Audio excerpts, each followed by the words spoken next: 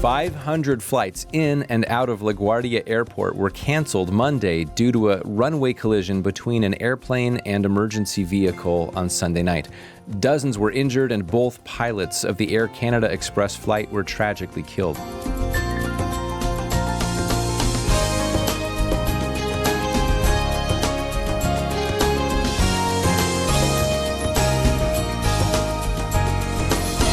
The flight coming in from Montreal was landing around midnight. A fire truck had been cleared to cross runway 4, responding to a separate incident. Nobody realized a collision was imminent until it was too late to avert. Was it human error or something else? The investigation is pending, but of course, human beings do make mistakes, sometimes causing irreversible harm.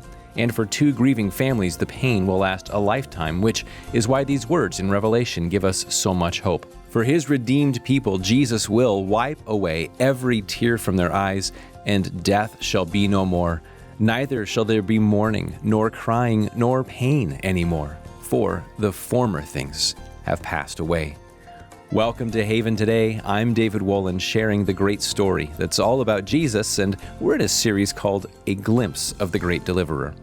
And I'm so delighted today because we get to hear from someone whose mastery of the Old Testament has made him one of today's top evangelical scholars, and he has much to say about our topic this week. We're looking at the life of Moses, and we don't shy away from this at all. This is the point up front. Moses leads us to the greater Moses. The Exodus points us to the greater Exodus. These events happened in history, but their significance was purposeful and prophetic, which is why it's so very important for every Christian to know the story of Moses and not just know the facts, but know the significance of these events. So when I heard a short interview with one of the actors who portrayed Moses in the Sight and Sound production about the great prophet, I was greatly encouraged by his Christian perspective. I turned my back on all the riches of Egypt to serve the Lord and to live with you, the people of God. It's incredible to see the audience witness this remarkable man's life and how the Lord utilized him every step of the way. I love that Moses needed a lot of people around him to execute what God was doing. I mean, it started out him as a baby, needing help from his mother, needing help from his sister. When Moses suffered a speech impediment, it was Aaron that came alongside him and helped him say the words to Pharaoh that needed to be said. And obviously through his entire life, he needed the Lord's help. A lot of us, myself included, need to remember that it's not within our own strength, it's within God's strength. And so when we realize that, when we allow him to work through us, man, amazing things can happen. I believe the Lord wants to set you free from your past and show you who you are in him. I tried that. It didn't work. I understand. But now, let him work in his way, in his time. Moses wanted things to happen right when he wanted them to happen. And I think what we need to learn is that at the end of the day, God's timing is exactly what we need. And it's really exciting to know that God has that same view and plan for all of us. He can constantly use us in any stage that we're in stages of doubt, in stages when we are humbled, in stages where we are raised up. God is so willing and ready to be with us throughout that entire process. That was the voice of an actor who plays Moses in the Sight and Sound production about the prophet's life, which, by the way, we have on DVD as our way of saying thank you for your gift of any amount. Sight and Sound, if you're not familiar, is like Broadway meets the Bible. It's a big budget musical theater production house. It's a massive set, huge, shockingly good special effects considering the production. The whole thing is live. And you might have noticed out there in the secular media, this is all the rage these days. Live musical theater productions of familiar stories like The Lion King or The Little Mermaid, but unlike those, this is a dramatized musical theater version of the true epic story of Moses. And they spared no expense in creating the masterpiece, which is why, as we explored the story of Moses this week, we're also featuring this production captured in front of a live audience on DVD. And it's our joy to send it to you as our way of saying thank you for your gift to help Haven Ministries continue sharing the great story that's all about Jesus. This is a daily program heard across North America and around the world, and that's because of listeners like you who give. So would you give us a call at 865-HAVEN, 865-HAVEN, or you can make your gift online at haventoday.org, haventoday.org. This is Haven Today. I'm David Wollen, and joined now by a biblical scholar whose writings and biblical commentary have been really helpful to me over the years, Dr. Tremper Longman. Welcome back to Haven Today. Hey, thank you, David. Great to be with you. Well, this isn't your first appearance on Haven. In fact, I met you through Charles Morris years ago in Santa Barbara, where you taught for so many years at Westmont. But you have this expertise in Old Testament. I'm so glad we got to connect today as we're looking at the life of Moses. And so how important a figure is Moses to the biblical narrative? Oh, he's pivotal, crucial, foundational. I would argue that he's perhaps the most important single figure in the Old Testament. I mean, Abraham, David, and every character is important, but Moses is foundational in so many different ways. Yeah. I think for most people, when they're thinking about Moses, just a couple of things come to mind. Understandably, the Exodus itself, there's the Ten Commandments. That's really embedded with our modern culture. But, the person of Moses himself, I mean, he's important. His personal story is important. And so here's kind of the question I tossed you in an email a couple days ago when we were talking about connecting.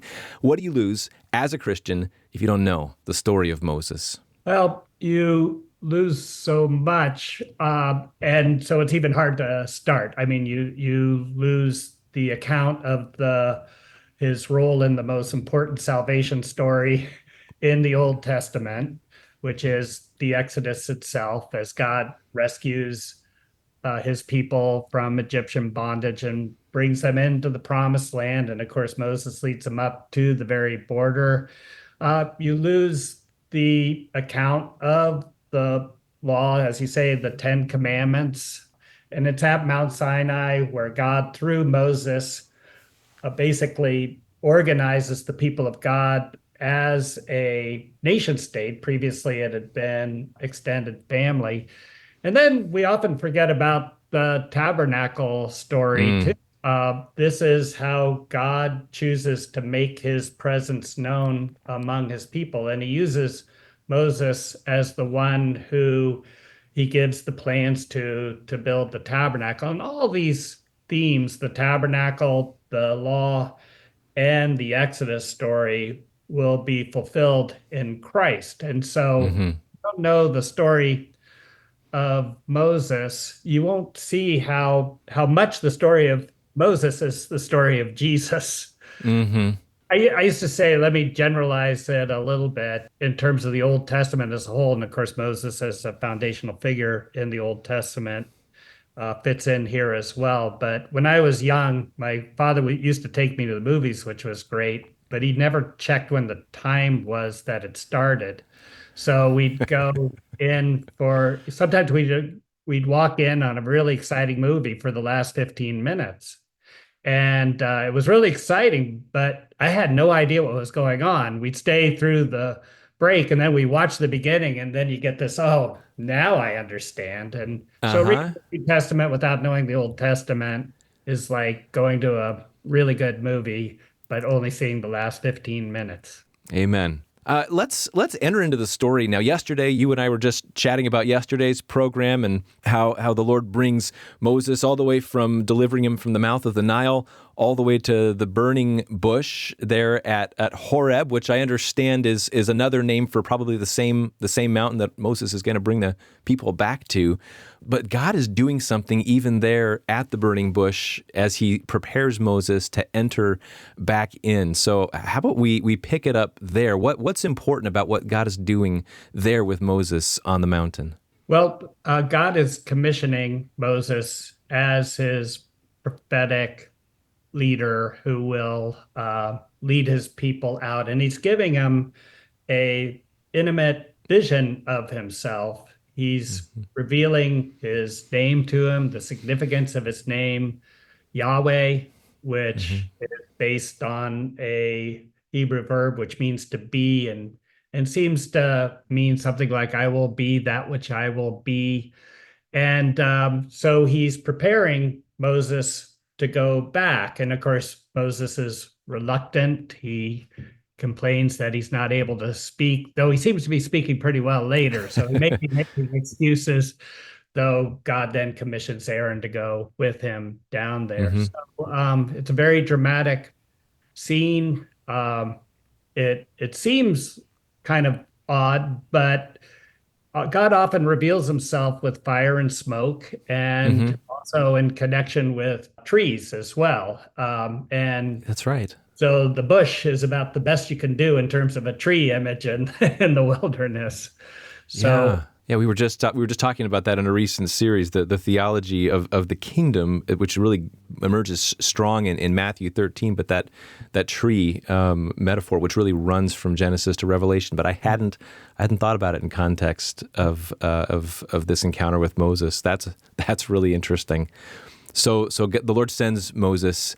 He comes before Pharaoh, and let's talk about this so familiar section of Scripture, 10 plagues, which seem so arduous, so long, so severe, and maybe we might think, well, what's the point of this? Why didn't the Lord just bring them out the easy way? What's he doing? Well, it's interesting that in Exodus 12, verse 12, on the eve of the final plague, God says, on this night, I will defeat the gods of Egypt. And so as you think about the plagues in its ancient context, you see that the plagues are actually tailored to combat the Egyptian gods. Now, you might say the Egyptian gods don't exist, and certainly they are not gods in the sense that they're equivalent or anywhere anything like the God of Israel, but they are spiritual powers. Egyptians treat as gods. We would call them demons, but they inhabit the Egyptian imagination. And so if you think about it, and if I remember right, you mentioned this, that when the Nile waters turned to blood, an Egyptian couldn't help but think that their god of fertility, Hapi, was being attacked. And then, later when the sun grows dark, the most important Egyptian god is the sun god that goes by a variety of names, Ra or Aten, Ta. And when the sun goes dark, an Egyptian would say, oh my goodness, the sun god has been extinguished. And then, of course, the plague of the firstborn children would be an attack on the house of Pharaoh himself, because the Pharaoh was considered to be a god. So I think there's an object lesson here as the plagues grow in intensity. And it also illustrates Pharaoh's very hard, stubborn heart, and if you read Exodus, the beginning of Exodus 14, just before the crossing of the sea, you see that God tells Moses he's going to deliver them at the sea in order to demonstrate his glory over this human being who presumes to think he has godlike status. So I think that at least is one of the reasons why the plagues are kind of extended and played out over a longer period of time, David. Yeah, that is so helpful. My take from that is it wasn't simply about getting the people out, although that's the end result of it. This is about the glory of God, and about His supremacy over all things. We forget that there's always a spiritual dimension to what's happening. There certainly is in this story, and God is defending His honor, His glory, and His name before the people of Egypt, and also for His own people who have been living there. And who knows? Well, we do know that we're going to find out how influenced by that culture they were. They had to go and take Theology 101 at Sinai, but that's really, really helpful. And so let's actually move on from there and talk a little bit about that last plague, because the first 9, they kind of come in 3 sets of 3. The Israelites themselves are sort of party to the first 3, I think. Then the Lord begins to make distinction. But then that last plague, the death of the firstborn, that has an echo that resounds throughout all of the biblical narrative. So let's zoom in a little bit on that one. Where would you start, helping to explain what's happening here? I think ultimately this is an attack on Pharaoh's household, and the fact that that he thinks that he and his successor children are deities. So it strikes right at the heart of his false consciousness, I guess I would say. So that's where I would start, David. Interesting parallel between Moses and Christ. Their lives both start with a wicked ruler trying to annihilate baby boys, and then God's ultimate solution for deliverance. In both cases, it comes with the death of the firstborn son.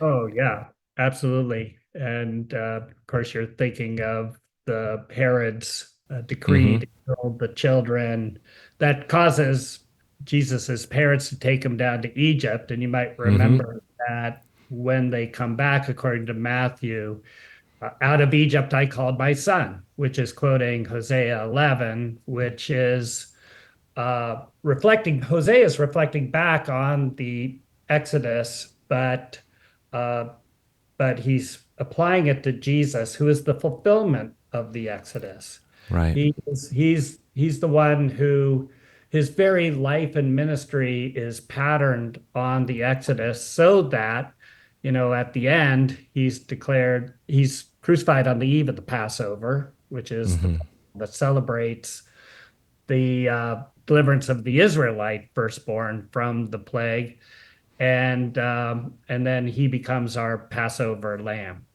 But I mean, the gospel itself is just so incredibly resonant with the Exodus story. So, Jesus is baptized, which is the equivalent of the crossing of the sea, which is followed by 40 days and 40 nights in the wilderness, which is clearly connected to 40 years in the wilderness. But 1 Corinthians 10, verse 2 talks about the Israelites passing through the sea as their baptism. So that's why it's interesting to think of Jesus's baptism as a crossing of the sea.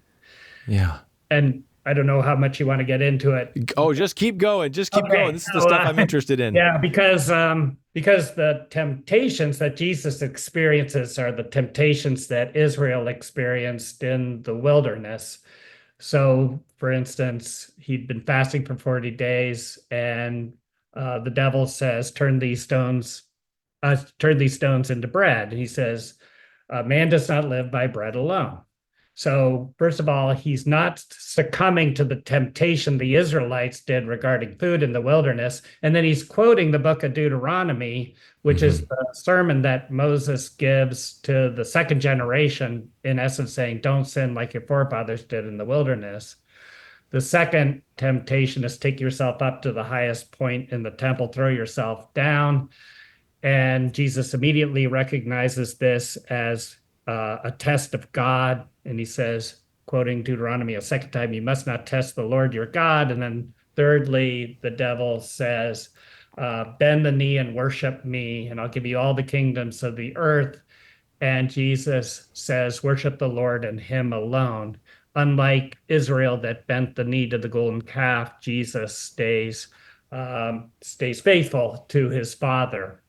And so he shows himself to be the true Son of God, who's obedient to his Father. And then in Matthew, he goes up on a mountain, right? And he starts preaching. We call it the Sermon on the Mount. It's a sermon about the law, and no Jewish Christian reader of Matthew would have missed it, that this is Jesus on the mountain talking about the law is equivalent to God giving the law. And we could go on and on and on, and again, culminating with Jesus dying on the eve of the Passover. That's right, and in fact, celebrating the Passover supper with the Passover meal with his disciples, and taking those elements and applying them to himself. Yeah. Glad you took it there. There really is no way to really fully understand even what Jesus is doing if you don't have this backdrop, because it informs everything. Right. It's the background set. It's the materials, through which these things are being presented by Jesus himself. And so this is just helpful, so helpful. Thank you so much for giving us of your time and your excitement and sharing that with us for the Old Testament. Thank you, David. My pleasure and privilege. If there is hope, it's in your name, the only God with power to save.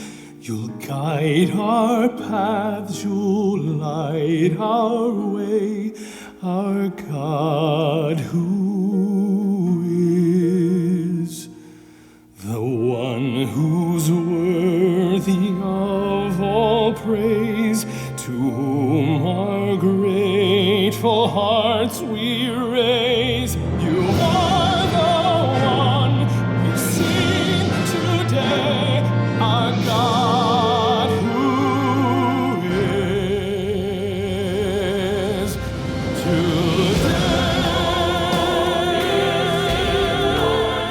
That's a sneak peek of the finale of Sight and Sound's Moses. This is Haven Today. I'm David Wollen, and I want to invite you to continue and go deeper into the great drama, the true story of Moses, which leads us to the great story that's all about Jesus, the greater Moses. And this production captured on DVD from the one-of-a-kind theater production company called Sight and Sound. We've described it like the Bible on Broadway, and it's a top-notch production. It's captured on DVD and is a creative, fun way to engage the whole family in the story. You can get your copy as our thank you for your gift. Just give us a call at 800-65-HAVEN, 800-65-HAVEN, or online, haventoday.org. That's haventoday.org. I'm David Wollen. Won't you come back again next time? We'll be keeping it all about Jesus. It's the great story here on Haven Today.